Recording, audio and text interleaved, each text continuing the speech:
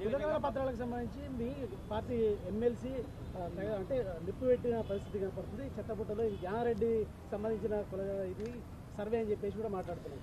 నిజంగా ఎంత దుర్మార్గంగా మాట్లాడుతున్నారంటే ఇప్పటి వరకు దేశంలో బీసీ కులగణన 1931 తర్వాత ఏది సోషియో ఎకనామిక్ సంబంధించి బ్రిటిష్ కాలంలోనే జరిగింది. ఆ తర్వాత అఫీషియల్గా అథెంటిక్గా ఉన్న కులగణన ఏదైనా జరిగిందంటే ఇప్పుడే జరిగింది. అది ఇల్లు పోయి సర్వే చేసిర్రు. మరి గవర్నమెంట్ అధికారులను పంపించి సర్వేలు చేయించడం ఏడ తగ్గింది. ఇక మా పార్టీ కాదా ఆయన డిసైడ్ చేసుకోవాలి. ఇప్పుడు నా బాధ, ఎందుకంటే నేను కూడా మల్లన్న కోసం చాలా కష్టపడ్డాం, పనిచేసినాం. పార్టీలో మాట్లాడాలనుకున్నప్పుడు పార్టీ లైన్లో ఉండాలి. లేదా మీకు డౌట్స్ ఉంటే ఇది ఎట్లా చేసినామని ఆయనను కూడా 2-3 మీటింగ్లో పిలిచినాం.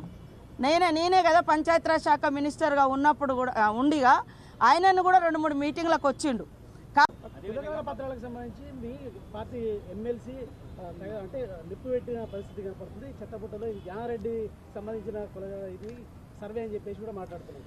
నిజంగా ఎంత దుర్మార్గంగా మాట్లాడుతున్నారంటే ఇప్పటి వరకు దేశంలో బీసీ కులగణన 1931 తర్వాత ఏది సోషియో ఎకనామిక్ సంబంధించి బ్రిటిష్ కాలంలోనే జరిగింది. ఆ తర్వాత అఫీషియల్గా అథెంటిక్గా ఉన్న కులగణన ఏదైనా జరిగిందంటే ఇప్పుడే జరిగింది.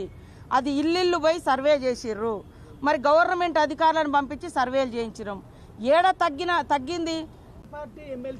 ఇక మా పార్టీ కాదా ఆయన డిసైడ్ చేసుకోవాలి. ఇప్పుడు నా బాధ, ఎందుకంటే నేను కూడా మల్లన్న కోసం చాలా కష్టపడ్డాం, పనిచేసినాం. పార్టీలో మాట్లాడాలనుకున్నప్పుడు పార్టీ లైన్లో ఉండాలి. లేదా మీకు డౌట్స్ ఉంటే ఇది ఎట్లా చేసినామని ఆయనను కూడా 2-3 మీటింగ్లో పిలిచినాం. నేనే కదా పంచాయతీరాజ్ శాఖ మినిస్టర్గా ఉన్నప్పుడు కూడా ఉండిగా ఆయనను కూడా 2-3 మీటింగ్లకు వచ్చిండు.